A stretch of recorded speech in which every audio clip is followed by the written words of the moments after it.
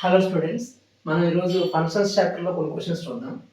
Let A be the set of all prime factors of 2310 and F from A to Z is the function. And ఇచ్చిన function వచ్చేసరికి F of X value ఇది. So ఇక్కడ మనకి square brackets కనబడుతున్నాయి కదా, I step function greatest integer ఫంక్షన్గా ఇచ్చాడు. ఎన్ని స్టెప్ ఫంక్షన్స్ ఉన్నాయి? ఇది ఒక step function greatest integer function, లోపల ఉన్నది కూడా ఒక గ్రేటెస్ట్ ఇంటిజర్ ఫంక్షన్. అయితే నెంబర్ ఆఫ్ వన్ ఫంక్షన్స్ ఎన్ని ఉన్నాయని చెప్తున్నాడు, ఏ నుంచి రేంజ్ ఆఫ్ ఎఫ్కి. సో ముందు ఏ అనే సెట్లో ఎన్ని ఎలిమెంట్స్ ఉంటాయి అంటే ఈ 2310 యొక్క ప్రైమ్ ఫ్యాక్టర్స్ ఉంటాయి. సో 2310 ప్రైమ్ ఫ్యాక్టర్స్ ఎలా కనుక్కుంటాం? ప్రైమ్ ఫ్యాక్టరైజేషన్ ద్వారా. So 2 × 1 2, 2 1 2, 5 5. Okay, next time table is will be 11th table.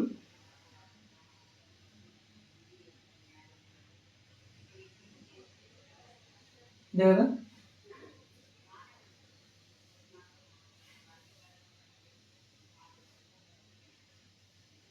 Next 5 table 5 2 1 7 3. So మనకి ప్రైమ్ ఫ్యాక్టరైజేషన్లో మనకి వచ్చిన నెంబర్స్ ప్రైమ్ ఫ్యాక్టర్స్ ఏమొస్తున్నాయి అంటే 2 3 5 7 11, మొత్తం 5 నెంబర్స్ వచ్చినాయి. ఇవి మనకి set of A. Okay, A is the set of all prime factors of 2310. And next వచ్చేసరికి F యొక్క రేంజ్ కనుక్కోవాలి, ఈ ఫంక్షన్ యొక్క రేంజ్ కనుక్కోవాలి. A be the set and F from A to Z అన్నట్టు చూడండి. ఎఫ్ అనే ఫంక్షన్, ఈ ఫంక్షన్ అనేది ఇన్పుట్గా ఏం తీసుకుంటుందంటే ఇవి తీసుకుంటుంది. ఇది ఇన్పుట్, ఇది డొమైన్, ఇది డొమైన్, ఇది కో డొమైన్. అయితే మన డొమైన్ ఏమొస్తుందంటే 2 3 5 7 11 అనేది ఇన్పుట్గా తీసుకుంటుంది ఈ ఫంక్షన్. సో ఎఫ్ ఆఫ్ 2 దగ్గర వాల్యూ కనుక్కోవాలి.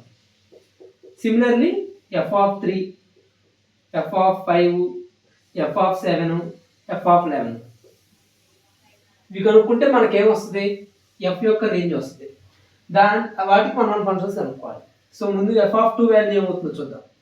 లాగ్ ఆఫ్ 2² అంటే 4, 2 క్యూబ్ అంటే 8/5 అంటే 8/5 will be 1 point something. 1 point సంథింగ్కి స్టెప్ ఫంక్షన్ ఏమొస్తుంది? 1 వస్తుంది. ఇది 4 + 1 వచ్చింది కదా. ఈ మొత్తానికి మళ్ళీ అగైన్ స్టెప్, మళ్ళీ సెకండ్ టైప్ స్టెప్ ఫంక్షన్ ఉంది చూడండి. 2 బ్రాకెట్స్ ఉన్నాయి, స్క్వేర్ బ్రాకెట్స్. సో లాగ్ 5 అంటే దేనికి మధ్య ఉంటుంది? 2² కి 2 క్యూబ్ మధ్య ఉంటుంది. ఇక్కడ లాగర్థంకి బేస్ ఇచ్చాడు, లాగర్థంకి to the base 2. Okay, so base 2 logarithm ఇది. సో బేస్ 2 అనమాట, అందువల్ల 2తో కంపేర్ చేస్తున్నాం. 2² అయితే 2 క్యూబ్కి మధ్య అంత, 5కి 8కి మధ్యలో. 2² 2 క్యూబ్కి మధ్యలో ఉంది కాబట్టి మనకి 2 3 2 పాయింట్ సంథింగ్ వస్తుంది. సో దీని value 2. Similarly F of 3 value calculate చేద్దాం. 3 పెడితే ఎంత? 3² 9 ప్లస్ 3 క్యూబ్ అంటే 27/5 అంటే 5 పాయింట్ సంథింగ్, అంటే మళ్ళీ స్టెప్ వాల్యూ 5 వస్తుంది. సో దీని మొత్తానికి మళ్ళీ ఏం స్టెప్ ఫంక్షన్ కావాలి. ఇదంతా 14, లోపల 14 వస్తుంది. సో 14 అంటే దేనికి మధ్య ఉంటుంది? To the base 2. ఇది మర్చిపోదు, బేస్ 2 ఉంది కాబట్టి log to the base 2 value 1, log 2 to the base 2 value 1. అందుకని 2 పవర్ ఎంత రాయొచ్చు? ఇది 2, ఈ 14 అనేది 2 పవర్ 2 క్యూబ్ 8కి, 2 పవర్ 4 16కి మధ్య ఉంది. 2 క్యూబ్ అయితే 3 వస్తుంది వాల్యూ, 2 పవర్ 4 అయితే 4 వస్తుంది. సో ఈ రెండింటికి మధ్యలో ఉంది కాబట్టి 3 పాయింట్ సంథింగ్ వస్తుంది ఈ మొత్తం లాగర్థం వాల్యూ. 3 పాయింట్ సంథింగ్కి స్టెప్ వాల్యూ ఎంత? 3. ఎఫ్ ఆఫ్ 2 2 వచ్చింది, ఎఫ్ ఆఫ్ 3 3 వచ్చింది కాబట్టి ఎఫ్ ఆఫ్ 5 కూడా 5 వస్తుందా? నేను చూద్దాం, అంటే కొన్నిసార్లు చేంజ్ అవ్వచ్చు. సో అన్నీ క్యాల్కులేట్ చేసుకోవడం మంచిది. సో 5 వచ్చేసరికి 5² ఎంత? 25. 5² 25. 5 క్యూబ్ వచ్చేసరికి 125/5 అంటే అగైన్ 25 ప్లస్ 25. ఈ మొత్తానికి మళ్ళీ అగైన్ స్టెప్ ఫంక్షన్. లాగ్ 50 అంటే ఎంత? ఈ మొత్తం కలిపి 50. 50 అనేది దేని మధ్య ఉంటుంది? 2 పవర్ 4 16కి, 2 పవర్ 5 32, 32కి 2 పవర్ 6 64.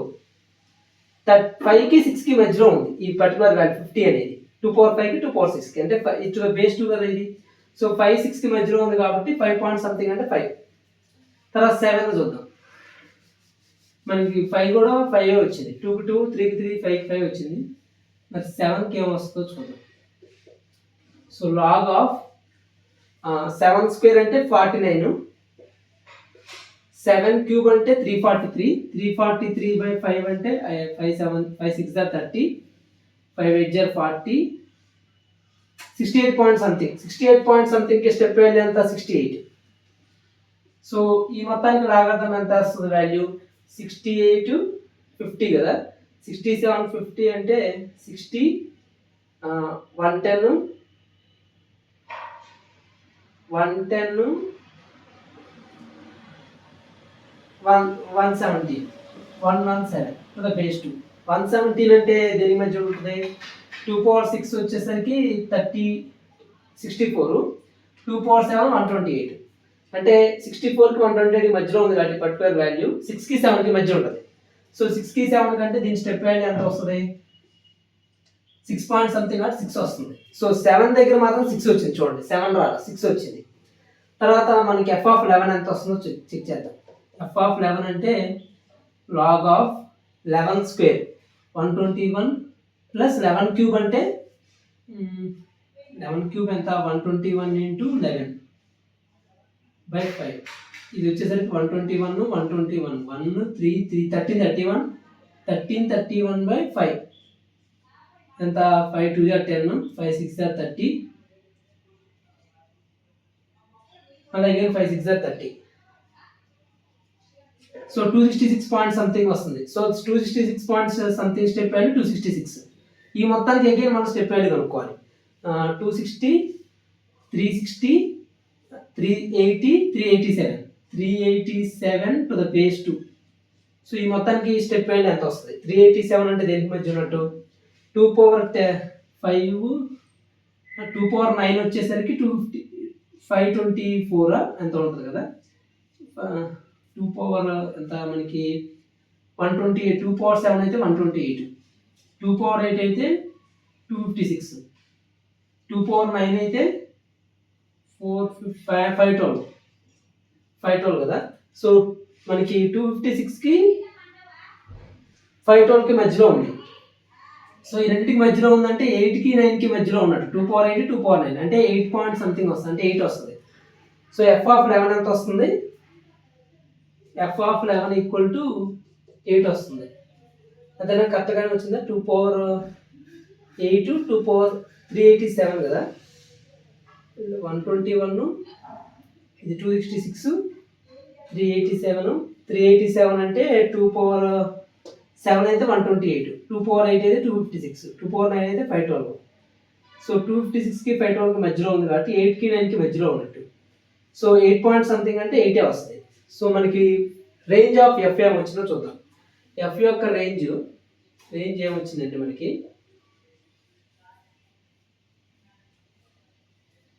ఏమేమి వచ్చినాయి 2 3 5 6 8 2 3 5 6 8. సో మొత్తం 5 వాల్యూస్ వచ్చినాయి, 5 డిఫరెంట్ వాల్యూస్. సో రేంజ్ వచ్చింది, రెండు వచ్చేసిన తర్వాత మనం ఫైండ్ అవుట్ చేయాల్సింది ఏంటంటే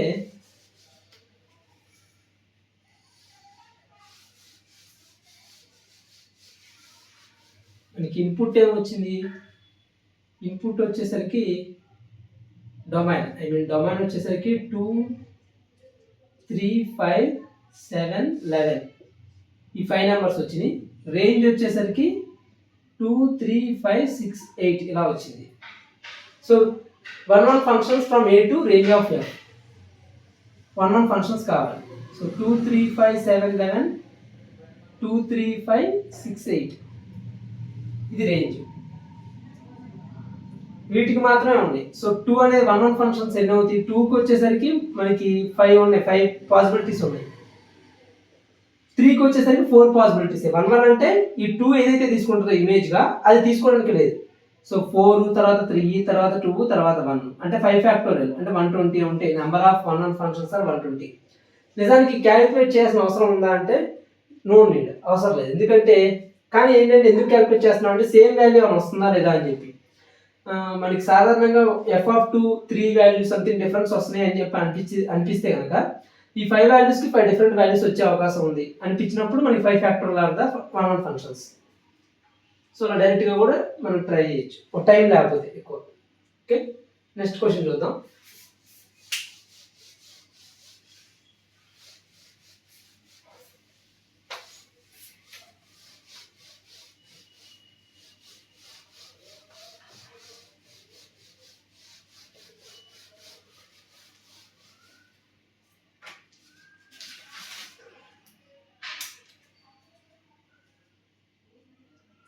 లెట్ ఒక సెట్ ఇచ్చాడు, సెట్ బిల్డర్ ఫార్మాట్ లో ఇచ్చాడు, x comma y such that 2x plus 3y equal to 23, xy belongs to natural numbers, and B is another set x such that x comma y belongs to A. Then number of 1 functions from A to B. Malla again number of 1 functions from A to B equal to how much? How many 1 functions ఉంటాయి? So ఇది మళ్ళీ observe చేస్తే set builder form అంటాం మనం. ఇది raster format అంటేనే దానిలో మార్చుకోవాలి మనం raster format. X comma Y ఇది condition, 2x plus 3y equal 23, X Y రెండు కూడా న్యాచురల్ నెంబర్స్ ఇవ్వాలి, అంటే 1 2 3 4 5 6. సో 1 నుంచి స్టార్ట్ అవుతుంది. సో మనకి బి వాల్యూ వచ్చేసరికి ఏంటంటే దీని యొక్క ఎక్స్ వాల్యూని ఇక్కడ తీసుకుంటున్నాం, X such that X comma Y belongs to A. దీంట్లో ఎక్స్ కామా వై ఆర్డర్ పేరు ఉంటుంది కదా, దాంట్లో ఎక్స్ యొక్క వాల్యూస్ బి అనే సెట్లో ఉంటాయి. అప్పుడు ఏ నుంచి బీకి ఎన్ని నెంబర్ ఆఫ్ ఫంక్షన్స్ అంటాడు. సో ఈజీ క్వశ్చనే. మనకి 2x plus 3y equal 23, ఇది 3 యొక్క మల్టిపుల్ అయ్యి ఉండాలి, ఇది 2 యొక్క మల్టిపుల్ అయ్యి ఉండాలి, అంతే. So 2x plus 3y equal 23. ఈ రెండిట్లో పెద్ద వాల్యూ ఏంటిది? 3 యొక్క మల్టిపుల్స్ కదా. సో ఇవి చూద్దాం. 3 మల్టిపుల్స్ ఏం పాసిబుల్ అవుతాయి? 23 వాల్యూ ఎక్సైడ్ కాకుండా మనకి పాసిబుల్ అయ్యే వాల్యూస్ వచ్చేసరికి 3 into 1 3 into 2 3 into 3 9 3 into 4 12 3 into 5 15 3 into 6 18 3 into 7 21, అంతే. ఇంకా 24 అంటే ఎక్సైడ్ అయిపోద్ది 23. ఇప్పుడు 3 అనుకోండి, వాల్యూ 3 అయితే ఎక్స్ 3 అవ్వాలంటే y వాల్యూ ఎంత 1. 3 అయితే ఇక్కడ వాల్యూ ఎంత వస్తుంది? 23 minus 3 20, అంటే x వాల్యూ 10, అంటే పాసిబిలిటీ ఉంది. సో x వాల్యూ 10 అయినప్పుడు y వాల్యూ 1, ఇది ఒక ఆల్రెడీ పేరు పాసిబిలిటీ. తర్వాత 6 పాసిబుల్ అవుద్దా? ఇది 6 అయితే కనుక 3y వాల్యూ 6 అయితే ఇది ఏమవుతుంది? 17 అవుతుంది. 2 యొక్క మల్టిపుల్ 17 అవర్ ఈవెన్ నెంబరే రావాలి. సో 6 అనేది పాసిబుల్ అవుతుంది. సో 9 పెడదాం. 9 అయితే ఇది ఎంత అవుద్ది? 14 అవుతుంది. 14 కదా, 6 3 9 14 అవుతుంది. 14 అనేది ఈవెన్ మల్టిపులే కదా, అంటే ఎక్స్ వాల్యూ 7 అవ్వాలి, ఇది ఎంత అవ్వాలి? 3 అవ్వాలి. 3 3 9, ఓకే. తర్వాత 12 అవ్వచ్చా? 12 అయితే ఇది ఎంత అవుద్ది? 23 minus 12 ఎంత? 11, ఆడ్ నెంబర్ వస్తుంది. సో ఇది కూడా పాసిబుల్ అవ్వదు. 15 అయితే 8 అనేది ఈవెన్ నెంబరే, ఎక్స్ వాల్యూ 4 అవ్వాలి, ఇది ఎంత అవ్వాలి? అప్పుడు 5 అవ్వాలి, ఓకే, పాసిబిలిటీ. 18 అయితే 5 అవుతుంది. 5 అనేది ఆడ్ నెంబర్ కాబట్టి పాసిబుల్ అవ్వదు. 21 2 వస్తుంది. 2 అనేది ఈవెన్ నెంబరే కాబట్టి 7 దగ్గర పాసిబిలిటీ, ఐ మీన్ ఇది ఎంత అవ్వాలి? అప్పుడు 21 అయితే ఇది 1 అవ్వాలి, ఇది 7 అవ్వాలి. సో ఇది ఒకటి పాసిబిలిటీ. మొత్తం మనకి ఎన్ని ఉన్నాయి అంటే 4 ఆర్డర్డ్ పేర్స్ పాసిబుల్ అవుతుంది. చూడండి, కావాలంటే 20 plus 3 14 plus 9 23, తర్వాత 8 plus 15 23, 2 plus 21 23, సరిపోయింది. సో 4 ఆర్డర్డ్ పేర్స్ మాత్రమే పాసిబిలిటీ ఉంది. సో మనకి x అనేది బి, ఇది ఏ అనే సెట్, బి అనే సెట్లో ఏమున్నాయంట? x మాత్రమే ఉంది. సో వీటికి x కోఆర్డినేట్స్ ఇక్కడ తీసుకోవాలి. ఏమున్నాయి? 1 4 7 10, ఈ యొక్క 4 ఈ 4 ఈ యొక్క 4, అంటే ఆర్డర్డ్ పెయిర్ అనేది ఒక ఎలిమెంట్. ఇక్కడ ఆర్డర్డ్ పెయిర్ అనేది ఒక ఎలిమెంట్గా ఉంది. సపోజ్ వీటిని ఏమనుకుందామంటే x1 x2 x3 x4 4 elements ఉన్నాయి. ఇక్కడ ఎన్ని ఎలిమెంట్స్ ఉన్నాయి? ఇక్కడ 4 ఉంటే ఇక్కడ కూడా 4 ఉన్నాయి. సో 4 4 ఉంటే ఏమవుద్ది ఇక్కడ? సపోజ్ వీటిలో వచ్చేసరికి a1 a2 a3 a4 అనుకున్నాం. సో ఇలా 4 ఎలిమెంట్స్, ఇలా a1 a2 a3 a4 అని చెప్పి ఇంకో 4 ఎలిమెంట్స్ ఉన్నాయి. నెంబర్ ఆఫ్ 1 ఫంక్షన్స్ ఏమవుతాయి? a నుంచి bకి 4 ఫ్యాక్టోరియల్, దట్ మీన్స్ 24. చూడండి, ఫస్ట్ దానికి వచ్చేసరికి ఈ 4 దేనికైనా మనం ఇమేజ్ ఇవ్వచ్చు, అంటే మ్యాపింగ్ చేయొచ్చు, దేనికైనా మ్యాపింగ్ చేయొచ్చు. సపోజ్ దీన్ని మ్యాపింగ్ చేస్తే x2కి వచ్చేసరికి 3 మాత్రమే ఉంటాయి పాసిబిలిటీస్, దీనికి 4 ఉంటే దీనికి 3 మాత్రమే పాసిబిలిటీ. సపోజ్ దీన్ని మ్యాప్ చేశాను అనుకోండి, దీనికి ఇంకా 2 మాత్రమే ఉన్నాయి. 1 1 అవ్వాలంటే ఖచ్చితంగా సేమ్ ఉండకూడదు, వేరే యూనిక్గా ఉండాలి. సో దీనికి 2 పాసిబిలిటీస్, దీనికి 1 possibilities. So 4 into 3 into 2 into 1 అంటే మొత్తం మనకి 24, 4 ఫ్యాక్టోరియల్. నెంబర్ ఆఫ్ ఫంక్షన్స్ వచ్చేసరికి ఇక్కడ 24 1 ఫంక్షన్స్. ఓకే, సింపుల్ క్వశ్చన్ ఏంటి? నెక్స్ట్ చూద్దాం.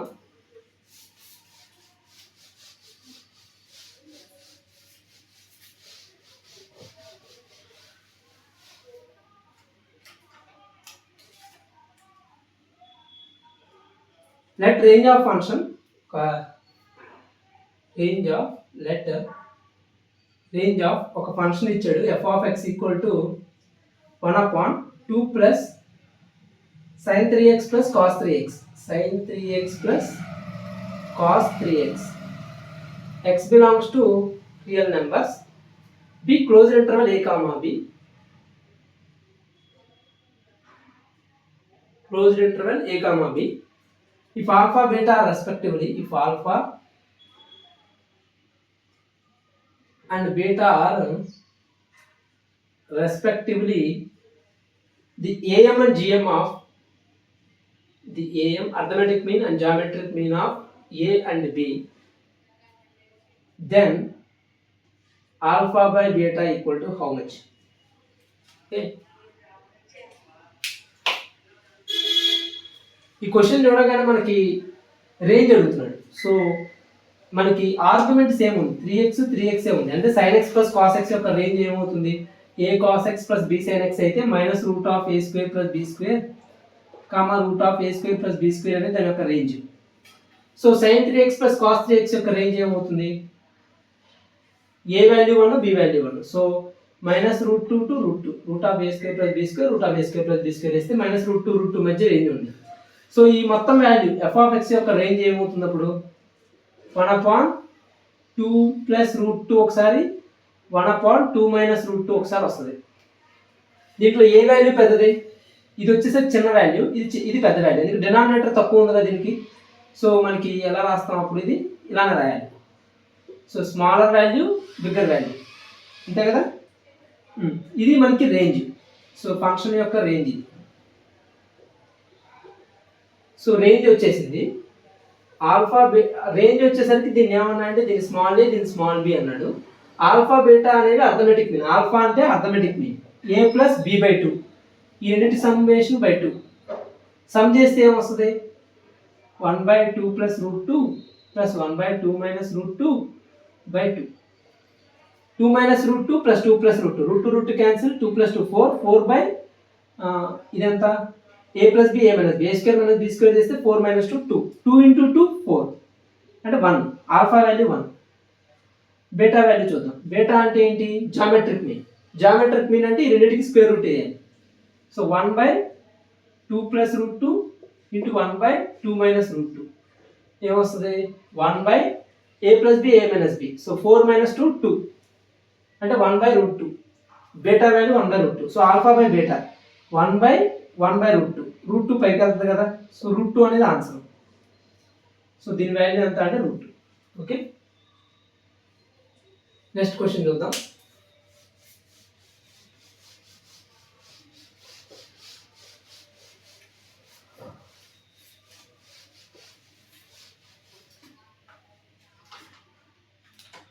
If domain of function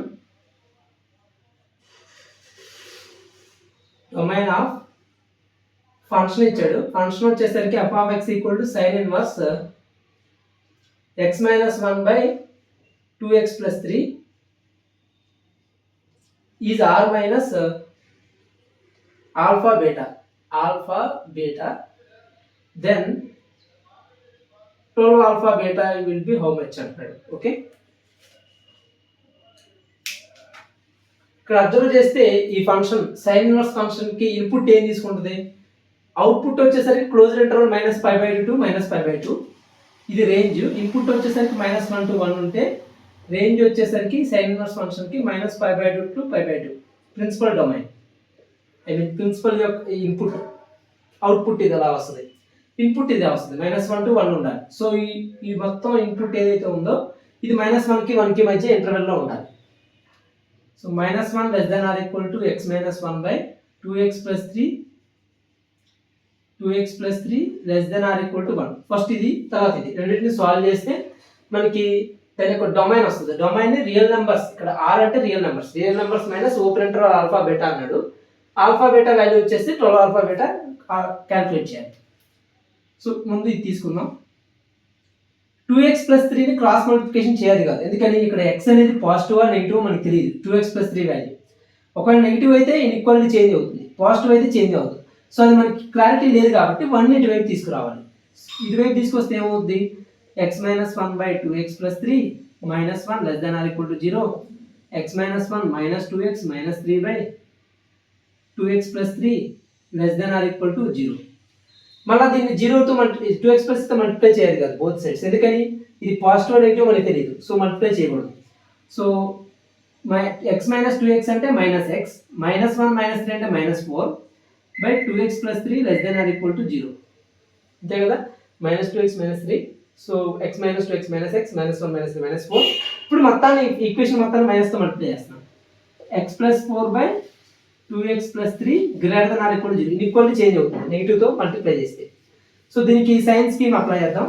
sign scheme apply చేస్తే x వాల్యూ ఎంత మైనస్ 4, దీనికి x వాల్యూ ఎంత మైనస్ 3/2. మైనస్ 3/2 అంటే ఇటువైపు ఉంటుంది, మైనస్ 1.5 సంథింగ్. సో మనకి ఇటువైపు సపోజ్ 100 వాల్యూ తీసుకున్నాం, 100 తీసుకుంటే ఇది పాజిటివ్, ఇది కూడా పాజిటివ్. సో ఇటువైపు పాజిటివ్, ఇక్కడ మధ్యలో వాల్యూ నెగిటివ్, ఇక్కడ వాల్యూ పాజిటివ్. సో మైనస్ 100 తీసుకుంటే నెగిటివ్, ఇది కూడా negative. So negative negative cancel అయిపోతే పాజిటివ్, మధ్యలో వాల్యూ నెగిటివ్. మనకి ఏం కావాలి, greater than or equal to 0 కావాలి. అంటే మనకి ఈక్వల్ టు కూడా ఉంది కదా ఇక్కడ sign. So minus infinity to minus 4 closed union closed minus 3/2 to infinity, ఇలా వస్తాయి values.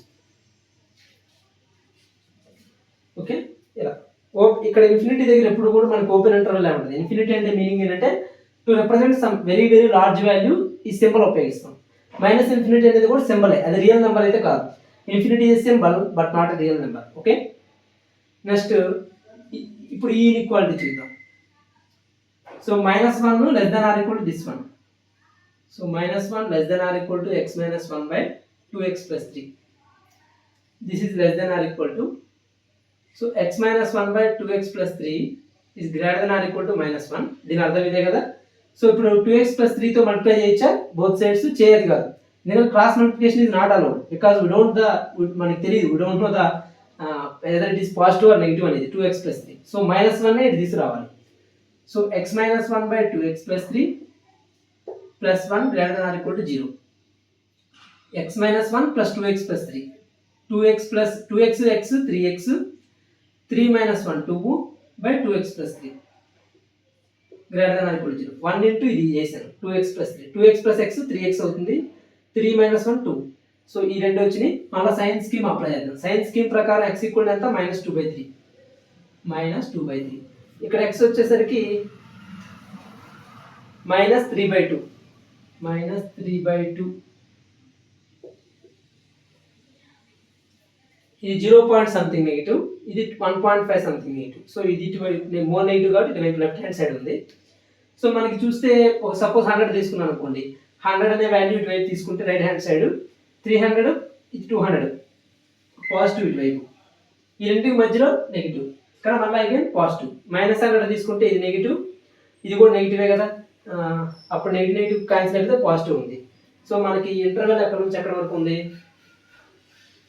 Minus infinity to minus 3/2 closed union closed minus 2/3 to infinity.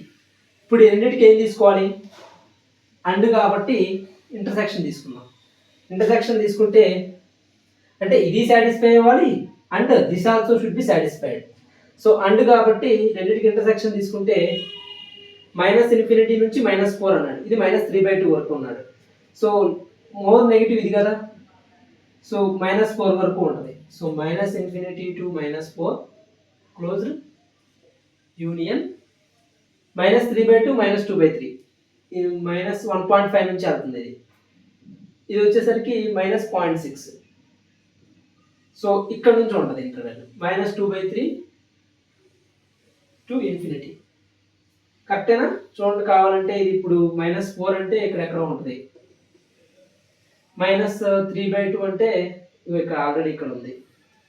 So ఇది వచ్చేసరికి మైనస్ ఇన్ఫినిటీ ఇదంతా అన్నాడు, ఇది వచ్చేసరికి -3/2 నుంచి ఇన్ఫినిటీ వరకు, ఈ వాల్యూ వచ్చేసరికి -3/2 టు ఇన్ఫినిటీ మైనస్ ఇన్ఫినిటీ, ఇది వచ్చేసరికి -2/3 నుంచి ఇన్ఫినిటీ వరకు.